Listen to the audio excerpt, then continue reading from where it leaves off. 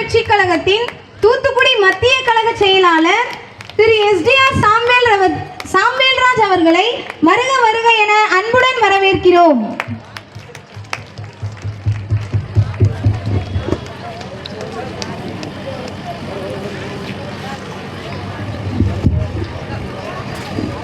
எல்லாரும் கை தட்டலாமா?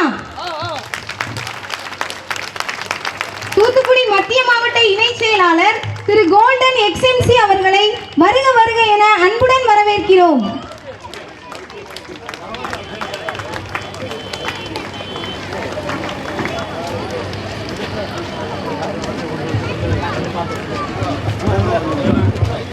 தமிழக வெற்றி கழகத்தின் திருமதி மரியா அவர்களை வருக வருக என அன்புடன் வரவேற்கிறோம்.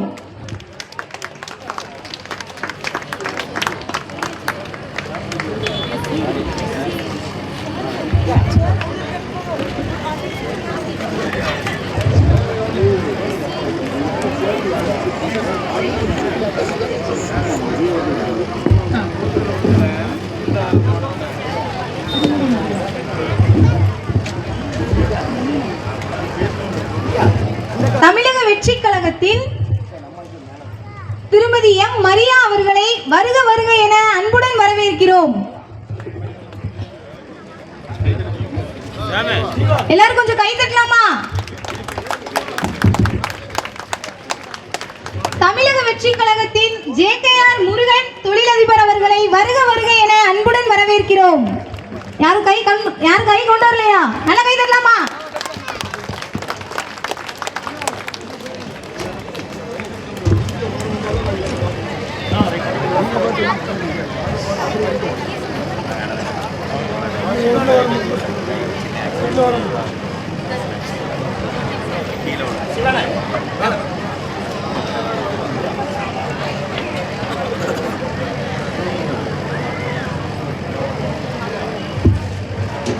தமிழக வெற்றி கழகத்தின் ஸ்ரீவைகுண்டம் பொறுப்பாளர் ஜெகன் அவர்களை வருக வருக என அன்புடன் வரவேற்கின்றோம்.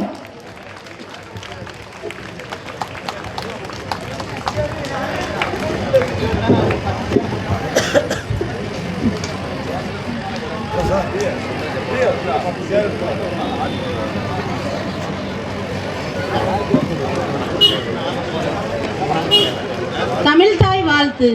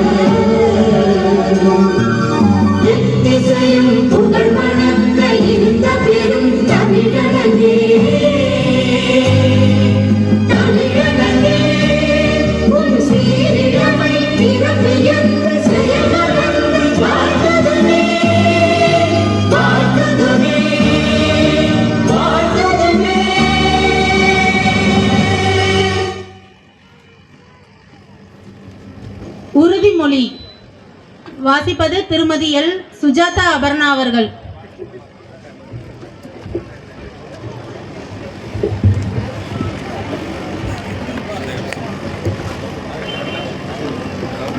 உறுதிமொழி. நமது நாட்டின் விடுதலைக்காகவும் நமது மக்களின் உரிமைகளுக்காகவும் தமிழ் மண்ணில் இருந்து வீரத்துடன் போராடி உயிர் நீத்த எண்ணற்ற வீரர்களின் தியாகத்தை எப்போதும் போற்றுவேன். நமது அன்னை தமிழ் மொழியை காக்க உயிர் தியாகம் செய்த மொழிப்போர் தியாகிகளின் இலக்கை நிறைவேற்றும் வகையில் தொடர்ந்து பாடுபடுவேன். இந்திய அரசியலமைப்பு சட்டத்தின் மீதும் இறையாண்மை மீதும் நம்பிக்கை வைத்து அனைவருடனும் ஒற்றுமை, சகோதரத்துவம், மத நல்லிணக்கம், சமத்துவம் ஆகியவற்றை பேணி காக்கின்ற பொறுப்புள்ள தனி மனிதராக செயல்படுவேன். மக்களாட்சி, மதசார்பின்மை, சமூக நீதி பாதையில் பயணித்து என்றும் மக்கள் நலசேவகராக கடமையாற்றுவேன் என உறுதியளிக்கின்றேன். சாதி, மதம், பாலினம், பிறந்த இடம் ஆகியவற்றின் பெயரில் உள்ள வேற்றுமைகளை களைந்து மக்களிடையே விழிப்புணர்வை ஏற்படுத்தி அனைவருக்கும் சம வாய்ப்பு, சம உரிமை கிடைக்க பாடுபடுவேன். பிறப்புக்கும் எல்லா உயிர்க்கும் என்ற சமத்துவ கொள்கையை கடைபிடிப்பேன் என்று உளமாற உறுதி கூறுகின்றேன்.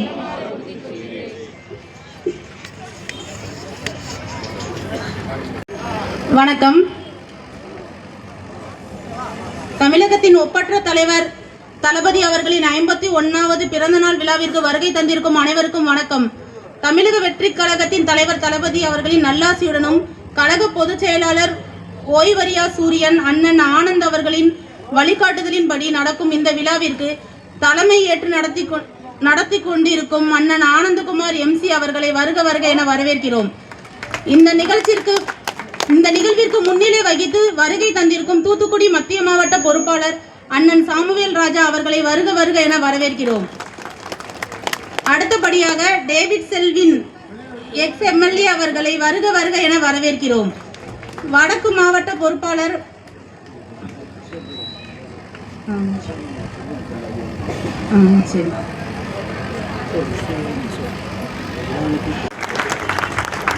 எல்லாரும் கொஞ்சம் கை தட்டி வரவேறுங்க.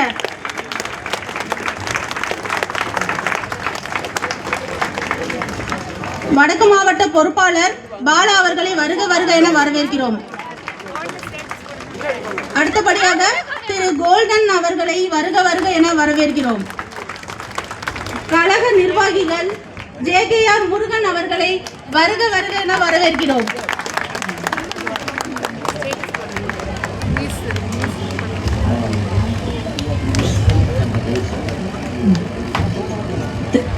திரு டேவிட் செல்வின் ex-MLA அவர்களை வருக வருக என வரவேற்கிறோம்.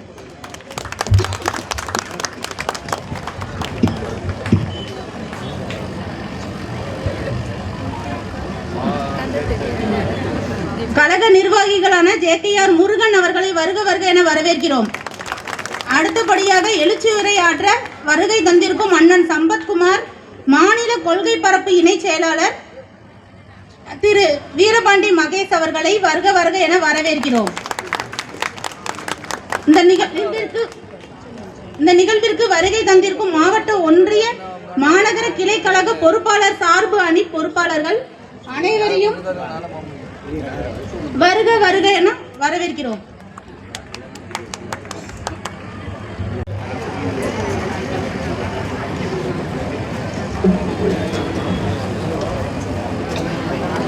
முதலில் இறைவனுக்கு நன்றி செலுத்திக் கொண்டு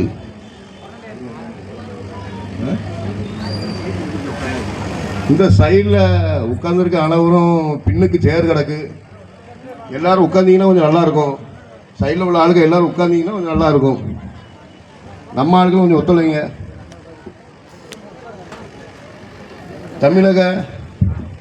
தமிழக வெற்றி கழக தலைவர் நம்முடைய நலத்திட்ட நாயகன் தளபதி அவர்களுக்கும் ஓயாமல் உழைத்து கொண்டிருக்கும் கோடோடி நமது ஐயா என் ஆனந்த் பொதுச் செயலாளர் அவர்களுக்கும் நன்றி கூறிக்கொண்டு இந்த மேடையை அலங்கரித்துக் கொண்டிருக்கும் மத்திய மாவட்ட செயலாளர் STR சாமுவேல்ராஜ் அவர்களுக்கும்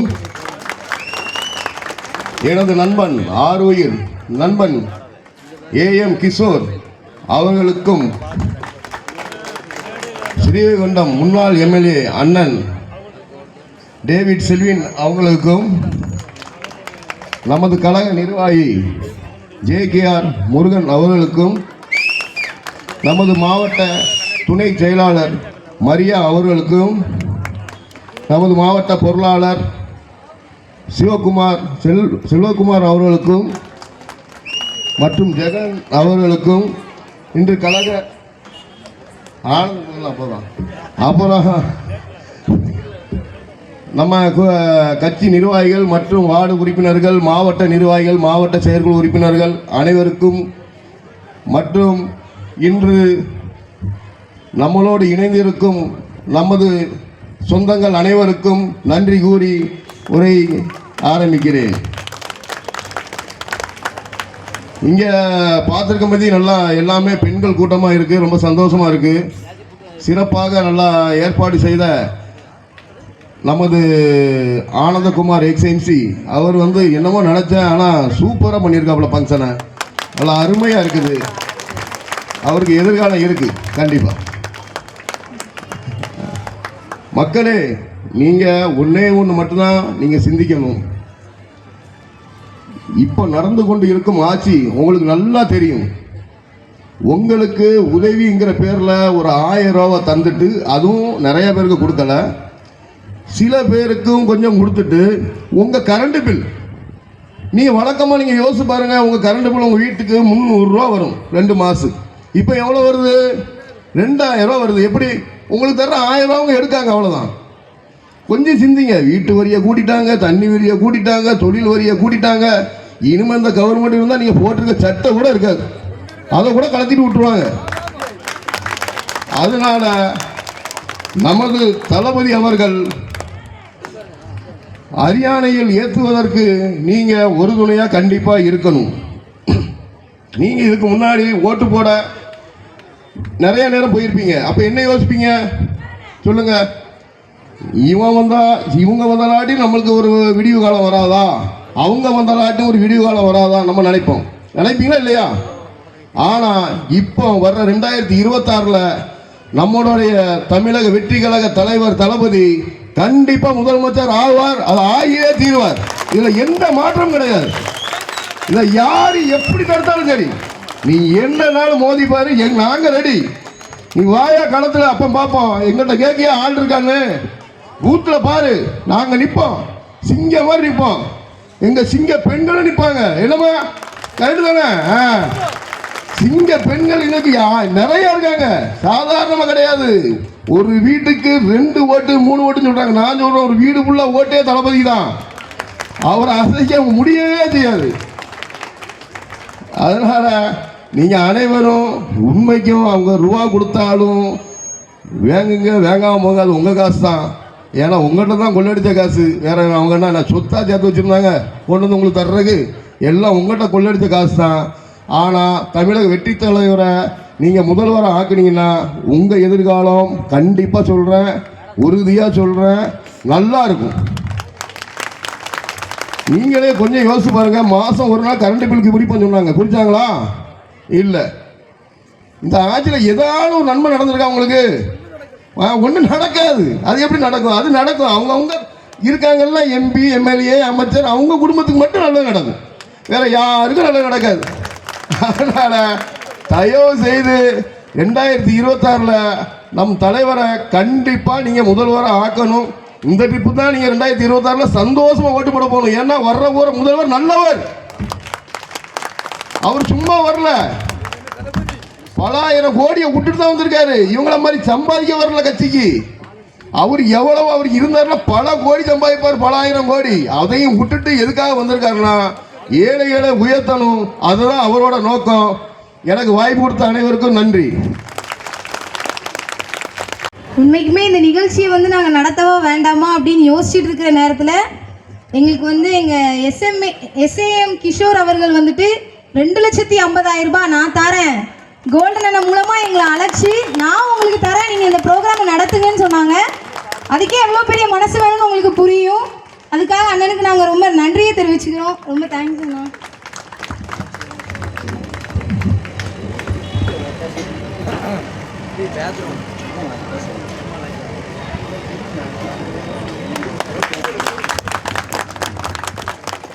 அண்ணன் அண்ணன் கிஷோர் அவர்களுக்கு இப்பொழுது ஆனந்த் அவர்கள் பொன்னாடை அணிவித்து கௌரவப்படுத்துகிறார்கள்.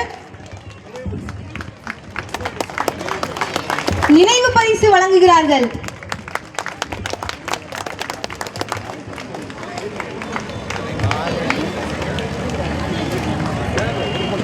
அனைவருக்கும் மாலை வணக்கம். இந்த கூட்டத்தில் அமர்ந்திருக்கும் அனைவருக்கும் முதற்கண் வணக்கம்.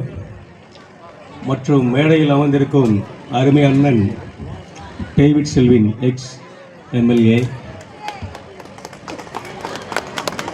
தூத்துக்குடி மாவட்ட கழக செயலாளர் திரு சாமுவேல் அவர்களுக்கும்,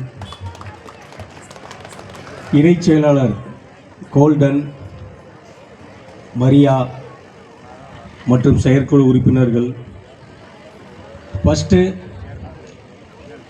இந்த விழாவை ஏற்பாடு பண்ணிய தளபதியின் ரசிகர்கள் அவ்வளோ பேருக்கு முதற்கண் வணக்கம். இந்த விழா ரசிகர்கள், தளபதியின் ரசிகர்களாக ஏற்பாடு பண்ணப்பட்ட விழா. நிறைய பேர் இருக்காங்க, எனக்கு அவங்களோட பேர்லாம் சொல்ல தெரியல.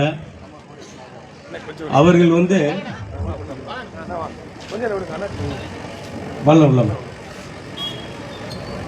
அருமை அண்ணன் பாலா அவர்கள் கோவில்பட்டி மாவட்ட கழக செயலாளர்.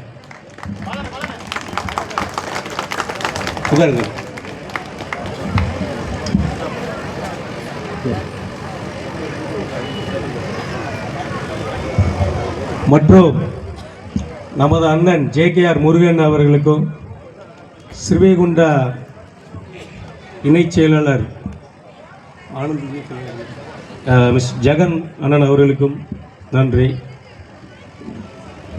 நான் இப்போ தான் மேடையில் முதல்ல பேசுகிறேன்.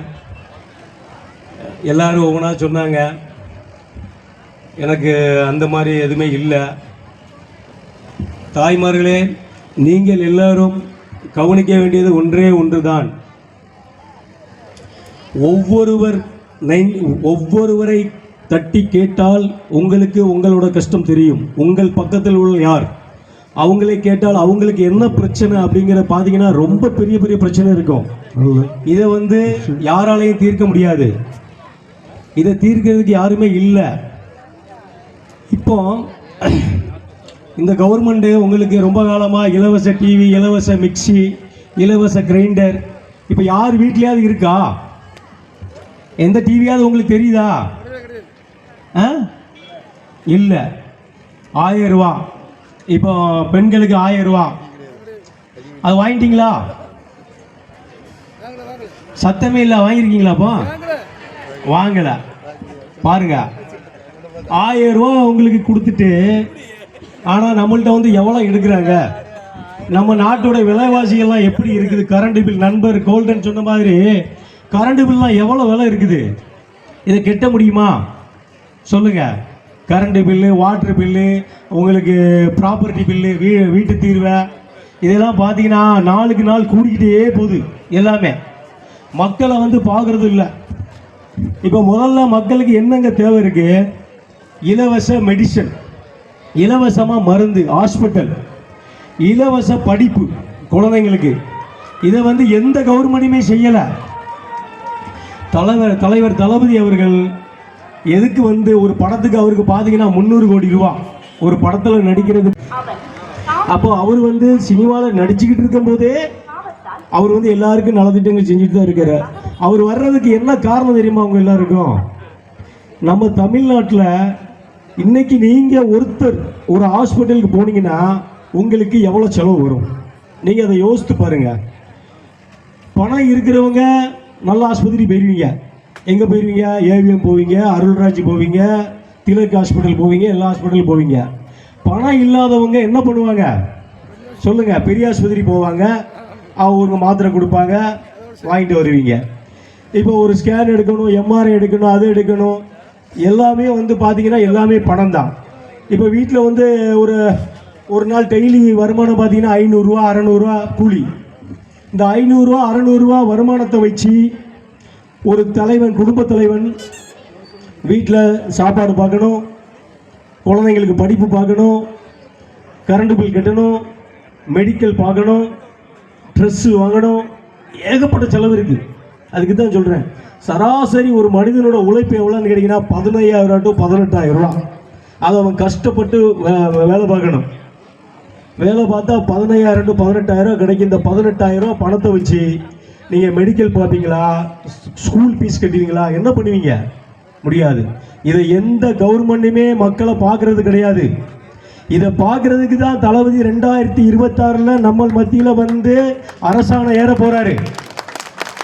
இதுக்கு நம்ம மக்களாப்பட்ட நம்ம எல்லாரும் அனைவரும் இதுக்கு ஒத்துழைச்சி அவரை கொண்டு வரணும். அவரோட ஒரே நோக்கம் மக்களுக்கு இலவச கல்வி, இலவச மெடிசன், இது ரெண்டும் அவருக்கு முக்கியமான ஒரு விஷயம். அது கண்டிப்பாக அவர் செய்வார். இது ரெண்டையும் அவர் வாக்குறுதி கொடுத்துருக்காரு. இன்னும் உங்களுக்கு நிறையா காரியங்களை அவர் செய்வார். அதனால் நீங்கள் ஒவ்வொருவரும் சிந்திக்க வேண்டியது, நம்ம நாட்டில் 50 வருட காலமாக ஆட்சி செய்வது யாருன்னு உங்களுக்கு தெரியும். எல்லாரும் எலெக்ஷன் வரும்போது சொல்லுவாங்க, நான் அதை பண்ணுறேன், இதை பண்ணுறேன், உங்களுக்கு இதை பண்ணித்தரேன், அதை பண்ணித்தரேன் அப்படின்னு சொல்லுவாங்க. ஆனால் அந்த எலெக்ஷனோட எல்லாம் சரியாக போயிடும். ஒருவேளை நீங்கள் கேட்கலாம், நீங்களும் அப்படித்தானே வாரீங்க, எலெக்ஷன் டைமில் தானே வந்து சொல்கிறீங்க, அப்போ நீங்களும் அப்படித்தானே அப்படி கேட்கலாம். அப்படி கிடையாது. தளபதி அப்படி கிடையாது. தளபதியை பற்றி உங்களுக்கு தெரியும். தளபதி வந்து மக்களுக்காண்டி பணியாற்ற தான் வராரு. கொஞ்சம் யோசித்து பாருங்க, ஒரு படத்துக்கு 300 கோடி வேண்டான்னு வராரு. இந்த பீக் டைம் அவர் வந்து இன்னும் நல்லா நடிச்சிட்டு இருக்க ஒரு பீக் டைம்ல அந்த இதை விட்டுட்டு வராரு, சினிமா விட்டுட்டு வராரு. எதுக்குன்னா நம்ம எல்லாருக்கும் நல்லது செய்யறதுக்கு.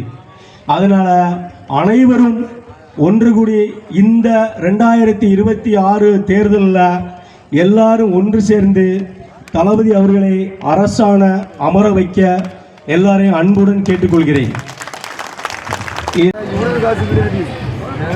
தளபதியினுடைய பிறந்த நாள் விழா பொதுக்கூட்டம் மற்றும் 2051 நபருக்கு நலத்திட்டங்கள் வழங்குகின்ற நல்ல நிகழ்ச்சியில் தலைமை ஏற்றிருக்கின்ற மரியாதைக்குரிய சகோதரர் ஆனந்தகுமார் அவர்களே, எனக்கு முன்பு இங்கே உரையாற்றி அமர்ந்திருக்கின்ற அன்பிற்கினிய சகோதரர் தொழிலதிபர் கிஷோர் அவர்களே,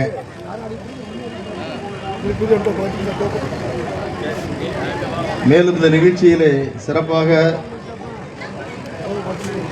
உரையாற்றி அமர்ந்திருக்கின்ற அன்பிற்கினிய சகோதரர் முன்னாள் நகர்மன்ற உறுப்பினர், மாமன்ற உறுப்பினர் கோல்டன் அவர்களே, இந்த நிகழ்ச்சியிலே கலந்து கொண்டிருக்கின்ற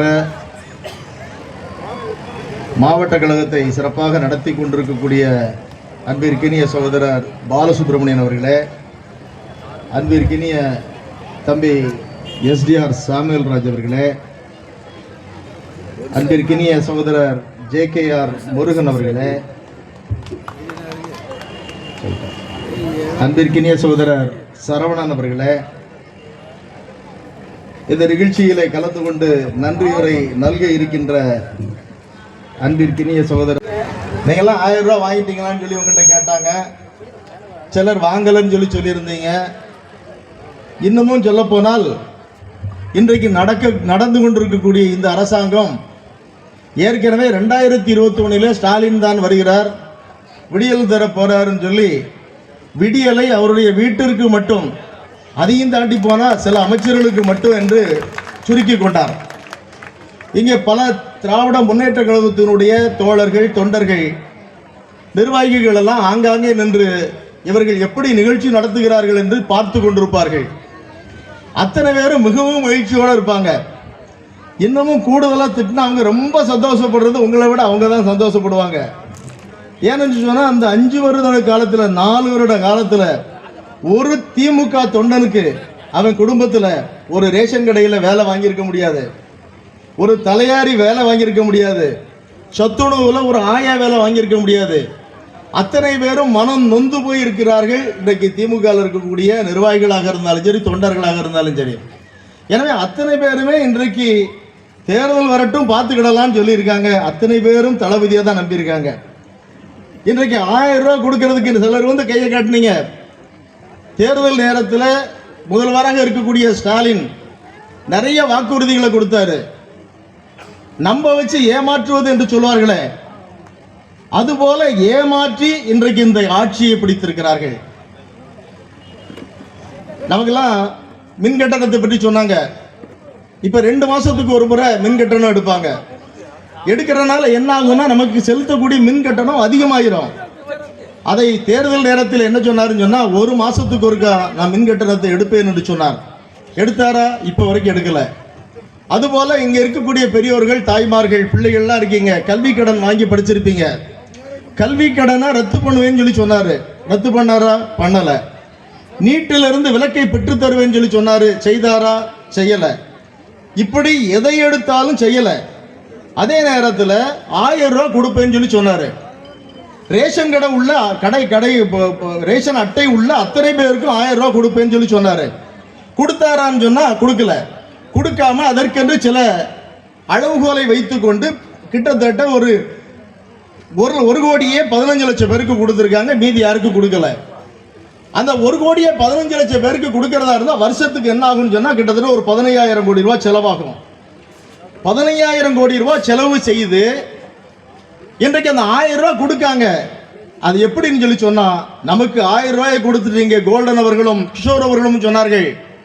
நம்முடைய பாக்கெட்டில் இருந்தே பணத்தை எடுத்து விடுகிறார்கள் என்று சொன்னார்கள். அது மட்டுமல்ல, இன்றைக்கு இந்த 4 வருடத்தில் இந்த அரசாங்கம் வாங்கி இருக்கக்கூடிய கடன் நம்மை எல்லாம் காட்டி, நம்முடைய நிலத்தை காட்டி, நம்முடைய வளத்தை காட்டி, நம்முடைய கனிமங்களை காட்டி,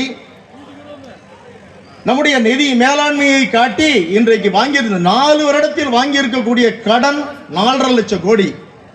4.5 லட்சம் கோடி ரூபாய் கடன் வாங்கி ஒரு 15,000 கோடி ரூபாயில ஒரு திட்டத்தை கொடுத்து விட்டு, நான் கொடுத்து விட்டேன் 1000 ரூபாய் கொடுத்த உடனே எல்லாரும் ஓட்டு போடுவாங்க நினைச்சிட்டு இருக்காங்க. ஆனால் தாய்மார்களுக்கு தெரியும், நம்முடைய பணத்தை எடுத்து நம்மிடத்திலே கொடுத்திருக்கிறார்கள். 4.5 லட்சம் ரூபாய் கோடியை கடன் வாங்கியிருக்காங்கன்னு சொல்லி. அதுபோல இன்றைக்கு கல்லூரி மாணவர்களுக்கு 1000 ரூபாய் கொடுக்கணும்னு சொல்லிட்டு கிட்டத்தட்ட ஒரு 3 லட்சம் பேருக்கு கொடுக்காங்க. அதுவும் அப்படிதான். அவங்களுக்கு வந்து வருஷத்துக்கு ஒரு 30 கோடி ரூபாய் செலவாகும். ஒரு மாசத்துக்கு 30 கோடி ரூபாய் தான் செலவாகும். வருஷத்துக்குன்னு சொல்லி பார்த்தாலும் ஒரு 300-350 கோடி ரூபாய் செலவாகும். இன்றைக்கு அவர்கள் வாங்கி இருக்கக்கூடிய கடன் மட்டும் 4.5 லட்சம் கோடி. இப்படி நம்முடைய பணத்தை கொள்ளையடித்து, நம்முடைய பணத்தை நம்மை காட்டிய அவர்கள் கடன் வாங்கி இந்த திட்டங்களை எல்லாம் நிறைவேற்றி, இதை தவிர அவங்க வேற எதையும் சொல்ல போறதில்லை, சொல்ல முடியாது. இந்த 1000 ரூபாயை சொல்லிக்கிட்டே எப்படியாவது ஆட்சியை பிடிச்சிடலாம் அப்படின்னு சொல்லி நினைச்சிட்டு இருக்காங்க. 1000 ரூபாய்க்கு கொடுத்தாங்க. பெண் பிள்ளைகளுக்கு படிப்பதற்கு கல்லூரிக்கு போகும்போது 1000 ரூபாய் கொடுத்தாங்க. அதற்கு முன்னால் ஒரு திட்டம் இருந்தது, உங்களுக்கு எல்லாம் தெரியும். திருமண உதவித்தொகை பட்டதாரிகளுக்கு 50,000 கொடுத்துக்கிட்டு இருந்தாங்க. அதெல்லாம் புரட்சி தலைவி அம்மா அவர்கள் ஆட்சியில் இருக்கிற நேரத்தில் கொண்டு வந்த திட்டம் தொடர்ந்து நடைபெற்று கொண்டிருந்தது. பட்டதாரி பிள்ளைகளுக்கு 50,000, அது பிறகு +2 முடிச்சுட்டு போனாங்கன்னா 25,000. 1 பவுன் 8 கிராம்ல தங்கம், தாலிக்கு தங்கம். இன்னைக்கு தங்கத்தினுடைய விலை என்ன? 72,000 73,000 ரூபா 1 பவுன் தங்கம் வாங்கணும்னு சொன்னா. அந்த திட்டத்தை அப்படியே முடக்கி விட்டார்கள். 73,000 எங்க இருக்கு? 1000 ரூபாய் எங்க இருக்கு? 73,000 கொடுக்கக்கூடிய தாலிக்கு தங்கம் திட்டத்தை, கூடுதலாக 50,000 ரொக்கப்பணம் கொடுக்கக்கூடிய அந்த அற்புதமான திட்டத்தை முடக்கி விட்டு, அந்த திட்டத்தை கைவிட்டு விட்டு 1000 ரூபாய் கொடுக்காங்க. எனவே சொல்றதா இருந்தாக்க இன்னைக்கு சாதனைகள் விளக்க கூட்டம்னு சொல்லி திருமண கூட்டங்கள் போடுறாங்க. எதை எடுத்தாலும் சரி, விடியல் பேருந்து இல்லைன்னு சொன்னாக்கா நீங்கெல்லாம் இலவசமா போறீங்க. அதுலயும் ஒரு மந்திரி சொன்னாரு, ஓசியில போறீங்க. நிறைய பெண்கள்லாம் என்ன அந்த ஓசியில் போகவே மாட்டேன்னு சொல்லிட்டாங்க, அந்த பஸ்ல ஏறுறதே இல்லை. ஏன்னா தமிழர்களை பொறுத்தவரையிலே தன்மானம் மிக்கவர்கள். நமக்கெல்லாம் தன்மானம் தான். அதுக்கு பிறகுதான் வேற ஏதாவது இருந்தாலும் பணத்துக்கா சுட்டி யாருடைய மதியாதார் வாசல் மிதியாமை கோடி பெறும் சொல்லிட்டு அன்னைக்கு அவையை பிராட்டி சொன்னாங்க. ஈ என்ற இரத்தல் இழிந்தென்று சொன்னா, ஈன்னு சொல்லி தான் சொல்லி கேட்கிறதே இழிவானது, அதை விட இழிவானதுன்னு சொல்லி சொன்னா, ஈயேன் நிறுத்தல் அதை விட எளிவானதுன்னு சொல்லி சொன்னான். அப்படிப்பட்ட தமிழ் பரம்பரையிலே வந்த தங்கங்கள் நீங்கள். அதனால யாருமே இப்படி இவர்களை ஏமாற்றி விடலாம், இந்த 1000 ரூபாய் சொல்லலாம் அப்படின்னு சொல்லி நினைச்சாங்கன்னா ஏமாந்து போவார்கள் தேர்தலில். அது மட்டுமல்ல தாய்மார்களே, மகளிர் பயணம் கொடுக்காங்களே பயணத்துக்குன்னு சொல்லிட்டு அந்த பஸ்ஸில் ஓடக்கூடிய கண்டக்டர் டிரைவர் ரிட்டையர்ட் ஆவாங்கல்ல, பஸ்ஸு எப்படி ஓடுதுன்னு உங்களுக்கு தெரியும். எப்படியோ அது வந்து ஏதோ ஒரு இதில் ஓடிக்கிட்டு இருக்கு, சத்தியத்துக்கு கட்டுப்பட்டு ஓடிக்கிட்டு இருக்கு. இன்றைக்கு அங்கே இருக்கக்கூடிய கண்டக்டரோ டிரைவரோ ரிட்டையர்ட் ஆங்கன்னா அவங்களுக்கு ஓய்வூதியம் கொடுப்பதற்கு அவர்களிடத்தே வக்கு கிடையாது, நிதி மேலாண்மை கிடையாது. ஐயன் திருவள்ளுவர் அப்பவே சொன்னான், இயற்றலும் ஈட்டலும் காத்தலும் காத்த வகுத்தலும் வல்ல அரசு என்று அன்றைக்கு திருவள்ளுவர் சொன்னாரு. ஒரு பணத்தை ஈட்டணும், ஈட்டி அதுக்குரிய திட்டங்களை வகுக்கணும், வகுத்து அந்த பணத்தை காப்பாற்றி எப்படி கொடுக்க வேண்டும் சொல்லி கொடுக்கணும். இன்றைக்கு ஒரு தாய் தகப்ப பிள்ளைகள் கேட்காங்க, நேரடியாக எல்லாருக்குமே வந்து பைக்கு கேட்பாங்க, வாங்கி கொடுத்துடலாம். அப்போ ஒரு தகப்பை வந்து பிள்ளைக்கு பைக் வாங்கி கொடுக்கணும், ரொம்ப ஆசைப்பட்டு கேட்கான்னு சொல்லி சொன்னா அவன் வந்து பணம் ஈட்டணும், சம்பாதிக்கணும், சம்பாதிச்சு தன்னுடைய பணத்தினுடைய வருவாயிலிருந்து கொடுக்கணும், கொடுத்தா அந்த வீடு நிலைக்கும். அப்படி இல்லாம இருக்கிற சொத்துக்கள் எல்லாம் ஒன்னொன்னா வித்து வித்து வித்து கடனை வாங்கி பிள்ளைகள் கேட்கறதெல்லாம் கொடுத்துக்கிட்டே இருந்தாங்கன்னா கடைசியில் ரோட்டுக்கு வந்துருவாங்க. இன்றைக்கு தமிழ்நாட்டினுடைய நிலைமை இன்றைக்கு நடு சந்தியிலே வந்து சந்தி சிரிக்க நிற்கக்கூடிய ஒரு சூழலை இன்றைக்கு இருந்து கொண்டிருக்கிறது. 2 நாளைக்கு முன்பு கூட உயர்நீதிமன்றத்திலே நீதியரசர் அவர்கள் சொன்னார்கள், ஒருத்தர் போயிருந்தான், பாமாயில் நான் சப்ளை பண்ணிட்டு இருக்கேன்யா அரசாங்கத்துக்கு, தமிழ்நாடு அரசாங்கத்துக்கு நான் பாமாயில் சப்ளை பண்ணிட்டு இருக்கேன், எனக்கு அவங்க 300 கோடி ரூபாய் தரணும், ஆனா நான் கேட்டு பார்த்தேன் எனக்கு தரல. நம்மளாம் இந்த ஒரு மளிகை கடையில் கடன் வச்சிருந்தோம்னா அந்த கடைக்கு போகாம வேற ஒரு பாதை வழியா அடுத்த மளிகை கடைக்கு போவோம்.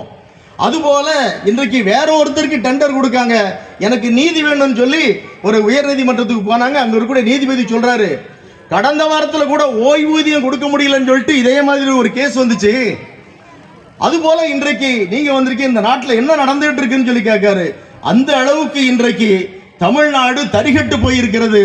இதுல இருந்து நம்ம மீண்டு வரணும்னு சொன்னா இன்றைக்கு தளபதி அவர்கள் தன்னுடைய இங்க அண்ணன் கிஷோர் அவர்கள் சகோதரர் சொன்னது போல தன்னுடைய சம்பாத்தியம் அன்னைக்கு வந்து அவங்க வந்து ஒரு படத்துக்கு 300-400 கோடி ரூபாய், வருஷத்துக்கு ஒரு 10 படம் நடிச்சாங்கனாலும் 4000 கோடி ரூபாய், இன்னொரு 10 வருஷம் நடிச்சா கூட 40,000 கோடி ரூபாய் அவர்களுக்கு கிடைக்கும். அத்தனையும் விட்டு விட்டு இந்த மக்கள், இந்த தாய்மார்கள், இந்த தமிழ்நாட்டு மக்கள் என்னுடைய படத்தை பார்த்தார்கள், என்னுடைய நடனத்தை பார்த்து ரசித்தார்கள், என்னுடைய நடிப்பை கண்டு உலகாங்கிதம் அடைந்தார்கள்.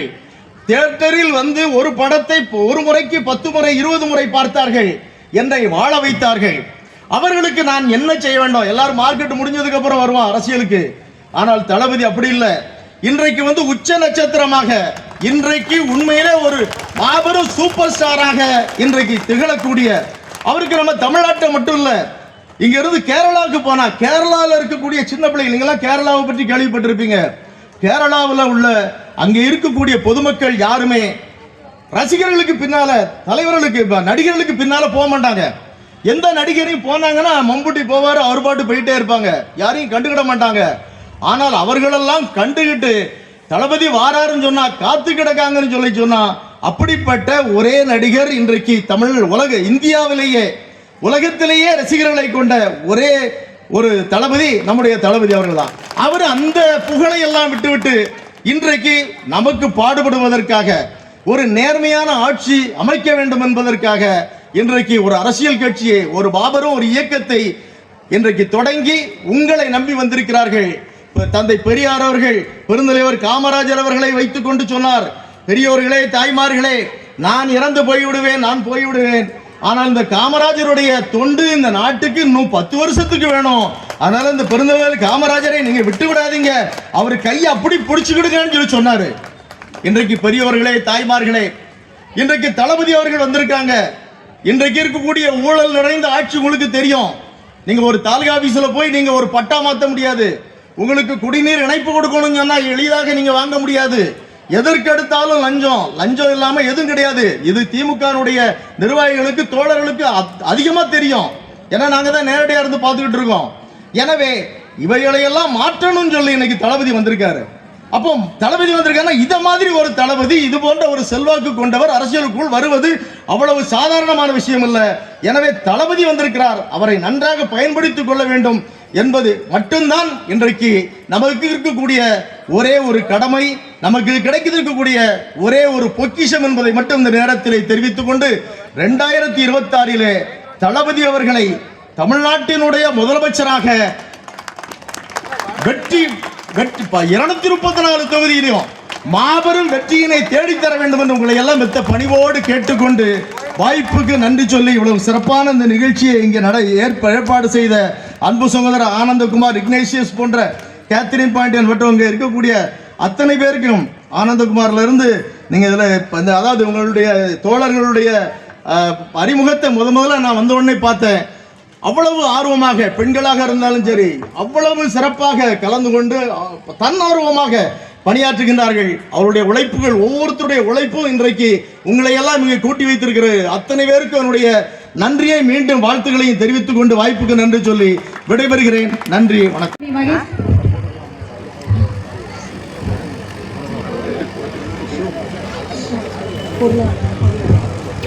தமிழக வெற்றி கழகத்தின் பொருளாளர் அண்ணன் சிவகுமார் அவர்களை பொன்னாடை அணிவித்து கௌரவிக்கிறோம். தமிழக வெற்றி கழகம் என்னும் அரசியலை தந்திருக்கிற தலைவர் தளபதி அவர்களை வணங்கி, எங்களையெல்லாம் ஒரு ஆசானாக, குருவாக, வழிகாட்டியாக வழிநடத்தி கொண்டிருக்கிற எங்களுடைய கழக பொதுச் செயலாளர் அண்ணன் ஆனந்த் அவர்களை வணங்கி,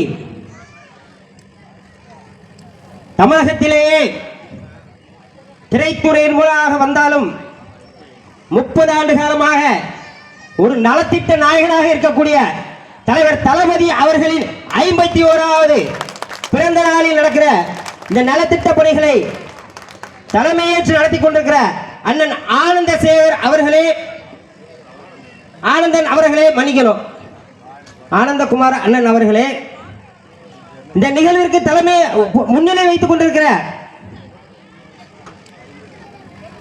டேவிட் செல்வின் எக்ஸ் எம்எல்ஏ அவர்களே,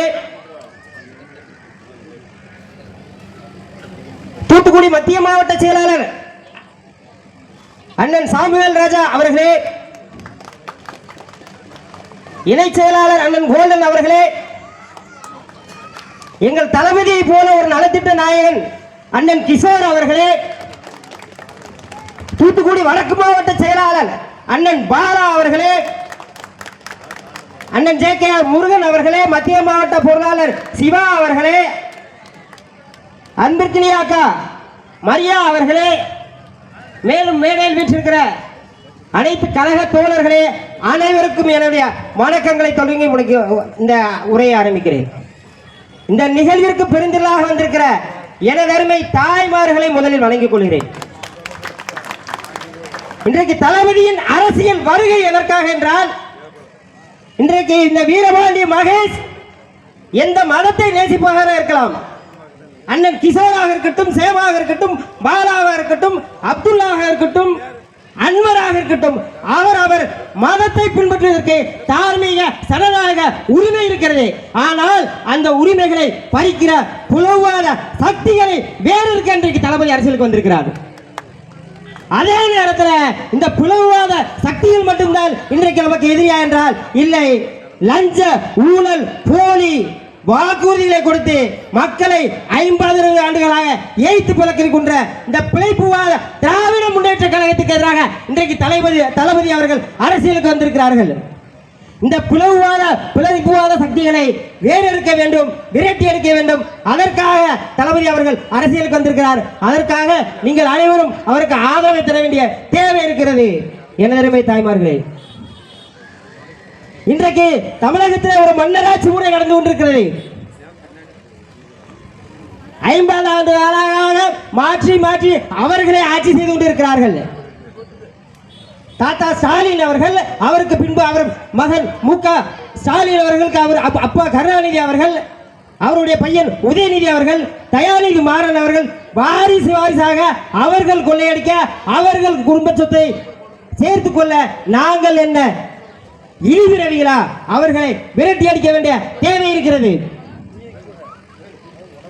தமிழகத்தில் மட்டுமல்ல, தமிழகத்தில் ஆளுகிற ஆளும் அரசு மட்டுமல்ல, ஒவ்வொரு மாவட்டத்திலும் இதே வாரிசு அரசியல் முறை தொடர்ந்து கொண்டிருக்கிறது.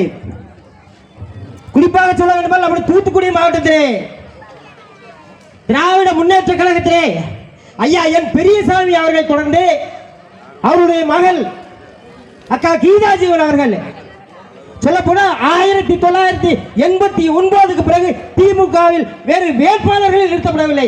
ஏன் வேறு யாருக்கும் தெம்பு இல்லையா, திராணி இல்லையா, தகுதி இல்லையா? மாவட்டத்திலும் சொல்லுகிறோம், தமிழக வெற்றி கழகம் இந்த வாரிசு அரசியலுக்கு முற்றுப்புள்ளி வைக்கும்.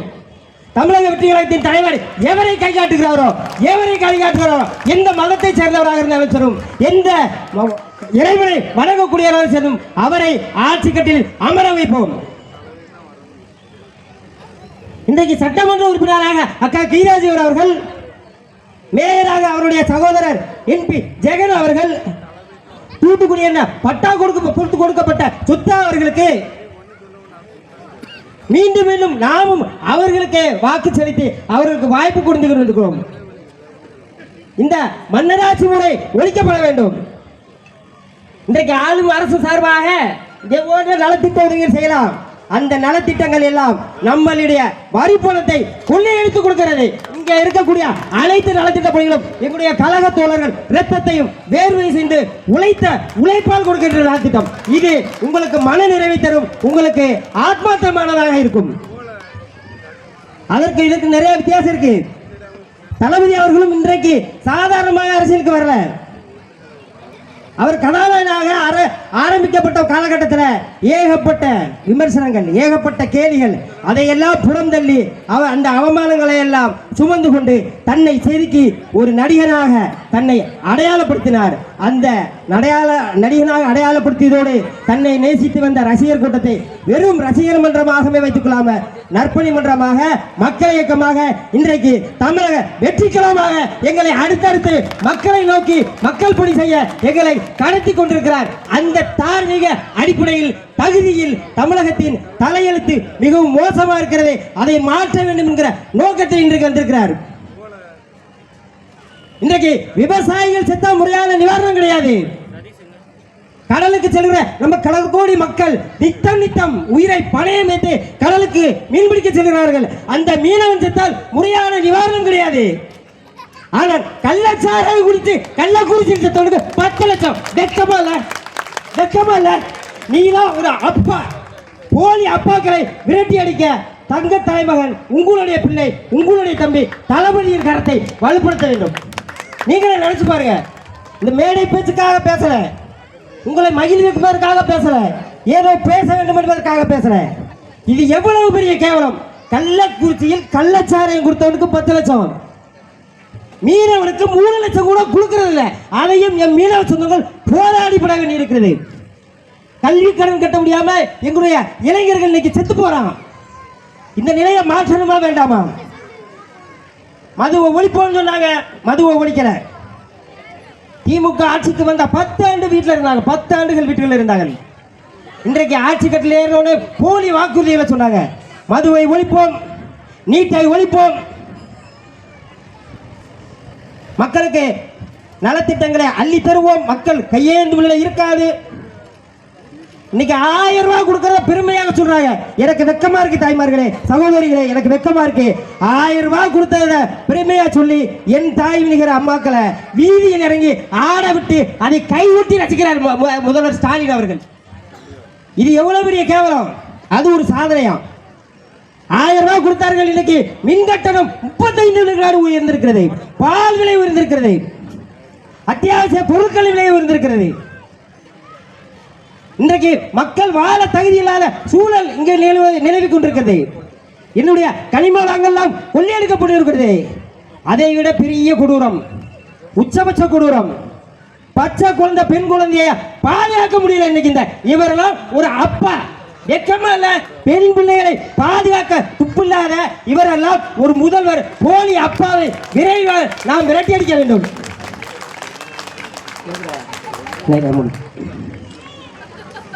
நேரம் குறைவா இருக்குது, முடிச்சிருங்க.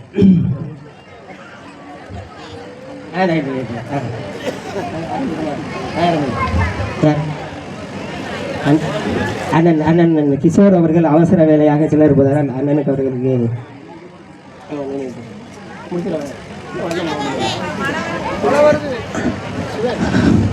அதே நேரத்தில் இன்றைக்கு தளபதியார் அவர்களை நேசிக்கிற, தளபதியாரை கொண்டாடுகிற, தளபதியாரின் கரத்தை வலுப்படுத்த நினைக்கிற தளபதியின் ரசிகர்கள் அவர்களை இன்றைக்கு தமிழக வெற்றி கழகத்தில் ஆதரிப்பதில் ஒரு சிக்கலும் இல்லை, பெரிய விஷயம் இல்லை. தளபதியை நேசிக்கிற நாங்கள் தளபதியை கொண்டாடுவதில் பிரச்சனை இல்லை. அஜித் ரசிகராகவும், சிம்பு ரசிகராகவும், தனுஷ் ரசிகராகவும், மாற்று ரசிகர் மனப்பான்மை இருக்கிறவர்கள் கூட இன்றைக்கு தமிழக வெற்றி கழகத்தின் அரசியல் வருகை ஆதரிக்கிறார்கள். அதுதான் இங்க இருக்கிற போலி அப்பாக்களுக்கு அச்சத்தை ஏற்படுத்தி கொண்டிருக்கிறது. இது எவ்வளவு பெரிய இது தெரியுமா? இன்றைக்கு மாற்று ரசிகர்கள் நாங்கள் ஒரு ரசிகராக எவ்வளவோ சண்டை போட்டிருக்கிறோம். ஆனா இன்றைக்கு அதே மாற்று ரசிகர் மனப்பான்மை இருக்கிறவர்கள் இன்றைக்கு தமிழக வெற்றி கழகத்தின் அரசியல் வரியில் ஆதரிக்கிறார்கள். அதனால் இந்த திராவிட கூட்டம், போலி திராவிட கூட்டம், போலி திராவிட மாடல் கூட்டம் இன்றைக்கு அச்சத்தில் இருக்கிறது. ஒன்றல்ல இரண்டல்ல.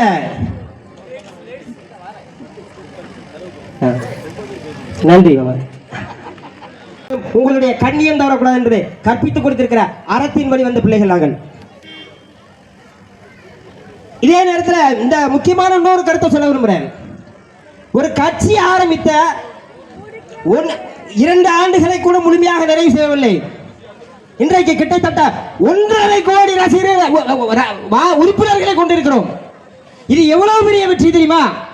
இன்றைக்கு ஆளும் கட்சி இன்னைக்கு புதுசாக திட்டம் கொண்டு வராங்க உறுப்பினர்களை சேர்க்க. எந்த கட்சிகளுக்கும் இல்லாதது. இந்த 2 ஆண்டுகளில் 1.5 கோடி உறுப்பினர்களை கொண்டிருக்கிறோம். அந்த 1.5 கோடி உறுப்பினர்களையும் 1.5 கோடி வாக்காளர்கள் என்பதை தெரிவித்துக் கொள்கிறோம். எதை கொண்டு இதை வாக்காளர்கள் சொல்றோம்னா, எங்களுடைய உறுப்பினர் அட்டை இருக்குது இல்லையா, டிவிகே ஃபேமிலின்னு வச்சிருக்கிறாங்க. அந்த டிவிகே ஃபேமிலிங்கிற உறுப்பினர் அட்டை எடுக்கணும்ன்றா நீங்க வாக்காளர் அட்டை இருந்தால் மட்டும்தான் உறுப்பினராக முடியும். அப்ப இன்னைக்கு கிட்டத்தட்ட 1.5 கோடி வாக்காளர்களை கொண்டு சராசரியாக 20% மேல் விழுக்காடு வாக்காளர்களை கொண்டு முதல் தேர்தலை களம் காண போகிறோம். இது முழுக்க உங்களுடைய தாய்மாருடைய ஆதரவுனால் நடக்கிறது. அந்த ஆதரவு 2024 இருக்க வேண்டும் என்று கேட்டுக்கொள்கிறோம். கூடுதலாக ஒரே ஒரு முக்கிய நிகழ்வை இங்க பதிவு செய்ய விரும்புகிறேன். தூத்துக்குடி துப்பாக்கி சூடு நம்முடைய ஒட்டுமொத்த தூத்துக்குடியின் எழுச்சியின் வெளிப்பாடு. அடுத்த தலைமுறைக்காக தூய காற்றை கொடுக்க, தூய சமூகத்தை கொடுக்க ஒரு அறப்போர். அந்த அறப்போரிலே திட்டமிட்டு அப்போதைய ஆளும் அரசாக இருந்த அதிமுகவால் படுகொலை செய்யப்பட்டு துப்பாக்கி சூட்டிலே 15 உயிர்கள் படுகொலை செய்யப்பட்டார்கள். எல்லா ஆட்சியாளர்களும் வந்தார்கள், ஒப்புக்காக, அரசியல் ஆதாயத்திற்காக வந்தார்கள். தங்க தளபதி அவர்கள் மட்டும்தான் என்னுடைய மகனாக, தம்பியாக இறந்த ஒவ்வொரு 15 குடும்பங்களுக்கும் என்னுடைய அன்பும் ஆதரவும் இந்த நேரத்தில் இருக்க வேண்டும் என்கிற இரவோடு இரவாக, சொல்ல போனால் இங்கே இருக்கக்கூடிய யாருக்கும், கழக தோழர்களுக்கும் தெரியாமல் இரவோடு இரவாக 15 வீடுகளிலும் வந்து தன்னுடைய ஆதரவை கொடுத்தார். அதுதான் தளபதி. அன்பிற்குரிய மக்களே, இதே ஆளும் அரசு, இன்றைய திமுக அரசு ஒரு வாக்குறுதி கொடுத்தது. தூத்துக்குடி துப்பாக்கி சூடுக்கு காரணமான அனைத்து அதிகாரிகளையும் குற்றவாளி கூண்டில் ஏற்றுவேன் சொன்னாரு. ஒரு ஆணையம், அருணாதீசன் ஆணையம் வலியுறுத்தியதை போல அனைத்து அதிகாரிகளையும் குற்றவாளி கூண்டில் ஏற்றுவேன் சொன்னாரு. ஆனா அனைவருக்கும் பதவி உயர்வு கொடுத்து அழகு பார்த்துக் கொண்டிருக்கிறார் இந்த போலி அப்பா ஸ்டாலின் அவர்கள். எவ்வளவு பெரிய கேவலம்! ஒட்டுமொத்த தூத்துக்குடிக்கு விபூதி அடிச்சாங்க. முழுக்க கனிமொழி அவர்களுக்கும் தூத்துக்குடிக்கும் என்ன சம்பந்தம்? தூத்துக்குடி பாராளுமன்ற தொகுதி அவர்கள் தேர்ந்தெடுத்ததற்கு காரணம் தூத்துக்குடி துப்பாக்கி சூடின் அனுதாபத்தையும் நம்மளுடைய கோபத்தையும் பயன்படுத்தி 2 முறை இன்றைக்கு பாராளுமன்ற உறுப்பினராக இருக்கிறார். அவருக்கும் நாம் 500 வாங்கி கொண்டு வாக்கு செலுத்தி பாராளுமன்ற உறுப்பினராக்கி அழகு பார்த்திருக்கிறோம். பார்த்தீங்களா? இதைவிட அவமானம் என்ன இருக்கும் நமக்கு? இன்னைக்கு நமக்கு தூத்துக்குடி துப்பாக்கி சூடுக்கு நீதியை கொடுத்திருக்கிறார்கள் கேட்டா இல்ல. நீட்டை ஒழிப்போம். நாங்க இன்றைக்கு அனிதாங்கிற ஒரு குழந்தையின் மரணத்தை காரணம் காட்டி ஆட்சிக்கு வந்தார்கள். இந்த 4 ஆண்டுகளில் 28 குழந்தைகள் நீட்டுக்கு எதிராக படுகொலை செய்திருக்கிறது இந்த திமுக அரசு. இப்படிப்பட்ட போலி அப்பாவை விரட்டி அடிக்க நாம் எல்லாம் களம் செய்ய வேண்டும். நீங்கள் எல்லாம் தமிழக வெற்றி கழகத்தின் கரங்களை வலுப்படுத்த வேண்டும் என கேட்டுக்கொண்டு, நேரம் குறைவாக இருப்பதால் எனக்கு கொடுத்த வாய்ப்புக்கு நன்றி கூறி விடைபெறுகிறேன். மீண்டும் ஒருமுறை வலியுறுத்துகிறோம், 2026 போலி அப்பாக்களை விரட்டி உண்மையான எங்கள் அண்ணன், உங்கள் தம்பி, உங்கள் மகன் தளபதியின் ஆட்சியை 2026 அமர்த்த அனைவரும் எங்கள் கரங்களுக்கு வலுப்படுத்த துணை இருக்க வேண்டும் என கேட்டு விரும்பி விடைபெறுகிறேன். நன்றி, வணக்கம். தளபதி விஜய் அவர்களின் 51ஆம் பிறந்த நாளை முன்னிட்டு பொதுச் செயலாளர் புஷி ஆனந்தின் வழியின்படி இங்கே லேடிஸில் நிறைய பேர் உட்காந்துருக்கீங்க. இங்கே ஆனந்தனை வந்து இன்றைக்கி வேறு லெவலில் இன்றைக்கி உங்கள் எல்லாரையும் கூப்பிட்டு வச்சுருக்காங்க. அதுபோக நேரம் குறைவாக இருக்கிறதுனால நாங்களும் கொஞ்சம் ஷார்ட்டாக முடிச்சுக்கிறோம். எங்கள் இணை செயலாளர் கோல்டன், அப்புறம் துணை செயலாளர் மரியா, பொருளாளர் சிவா, அப்புறம் வழக்கறிஞர் டேனியல் ராஜ், கோயில்பட்டி எங்கள் அண்ணன் பாலா அண்ணன், அப்புறம் ஜேகேஆர் அண்ணன், வேறு இக்னிஷியஸ் அவங்க, அப்புறம் பெஸி அக்கா, எல்லாம் அந்த ப்ரோக்ராமை ஒவ்வொருத்தர் வீட்டுக்கும் கஷ்டப்பட்டு வந்து உங்களையும் ஒவ்வொருத்தரையாக தேர்ந்தெடுத்து ஒவ்வொருத்தருக்கும் ஒவ்வொரு டோக்கன் கொடுத்து கஷ்டப்பட்டு கூட்டு வந்து உட்காந்துருக்கீங்க. உங்களையும் நேரம் கஷ்டப்படுத்தாமல் வீட்டுக்கு சீக்கிரம் அனுப்பணும். ஏன்னா நீங்களும் கடகடன் போகணும். காலையில் உங்கள் பிள்ளைங்க எல்லாம் சின்ன பிள்ளைங்களாம் இருக்குது, எல்லோரும் ஸ்கூலுக்கு போகணும். அதனால் எல்லாம் ஷார்ட்டாக முடிச்சுக்கிறோம். தளபதிக்கு எல்லோரும் ஓட்டு போட்டுருங்க 2026. Okay, thank you.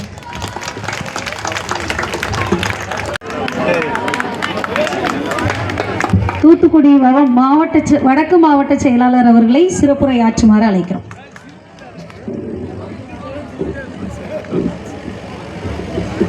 பெரும் மதிப்பிற்கும் மரியாதைக்குரிய எனது அருமை தாய்மார்களே, சகோதர சகோதரிகளே, கழக தோழர்களே மற்றும் மேடையில் அமர்ந்திருக்கும் எனது அருமை கழக நிர்வாகிகளே, உங்கள் அனைவருக்கும் இனிய மாலை வணக்கத்தை தெரிவித்துக் கொள்கிறேன். இன்று சிறப்பாக நடைபெற்றுக் கொண்டிருக்கும் தமிழக வெற்றி கழகத்தின் தலைவர், நாளைய முதல்வர் எங்கள் அண்ணன் தளபதி அவர்களின் 51வது பிறந்தநாளை முன்னிட்டு விளைகின்ற நலத்தொண்டு உதவிகள் சிறப்பாக ஏற்பாடு செய்திருக்கும் அண்ணன் ஆனந்தகுமார் அவர்களுக்கும், சகோதரர் இக்னேசியஸ் அவர்களுக்கும், சகோதரி பெஸி அவர்களுக்கும் என்னோட நன்றியை வாழ்த்துக்களையும் தெரிவித்துக் கொள்கிறேன்.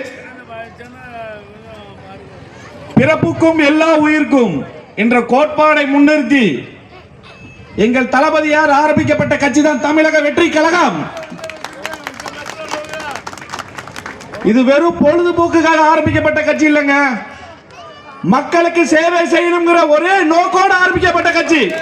மற்ற கட்சிகளை மாதிரி ஊழல் பண்ணி சொத்து சேர்க்கணும் அப்படின்னு இல்ல, உழைச்சி சம்பாதிச்ச பணத்தை மக்களுக்கே கொடுக்கணும் அப்படிங்கிறதுக்காக ஆரம்பிக்கப்பட்ட கட்சி. எங்க தளபதியார் எங்களுக்கு முன்னாடியே சொல்லி கொடுத்தது ஒன்னே ஒண்ணுதான், உழைத்திடு, உதவிடு, உயர்ந்திடு. இப்ப இருக்கிற அரசாங்கம் என்ன பண்ணிட்டு இருக்காங்க? டாஸ்மாக் ஊழல். நம்ம உட்கார்ந்து இருக்க தாய்மார்கள் எல்லாருக்குமே தெரியும், எல்லா நியூஸ் சேனலையும் போட்டுட்டு இருக்காங்க 1000 கோடி அப்படின்னு. நம்ம ஒரு நாளைக்கு 100 ரூபாய் சம்பாதிக்கிறதுக்கு எவ்வளவு கஷ்டப்பட்டு இருக்கோம்னு எல்லாருக்குமே தெரியும். ஆனா அவங்க எடுத்துக்கிட்டீங்கன்னா 1000 கோடி அவங்களுக்கு சர்வ சாதாரணமா இருக்கு. இன்னொரு முக்கியமான அமைச்சர், மின்சாரத்துறை அமைச்சர், ஊழல் சொல்லி ஈடி வந்து ரைடு பண்ணாங்க, உடனே நெஞ்சுவலின் போய் படுத்துக்கிட்டாரு. இதுதாங்க இப்ப இருக்கிறப்பட்ட அரசாங்கம். ஆனால் நம்ம தளபதியார், எங்க தங்க தளபதி, நம்மளை வாழ வைத்த மக்களை நம்ம திருப்பி வாழ வைக்கணும் அப்படிங்கறதுக்காக மக்களுக்கான அதிகாரத்தை பெற்றுக் கொடுத்து இந்த மக்களோட வாழ்வாதாரத்தை உயர்த்தணும் அப்படிங்கறதுக்காக வாராருங்க.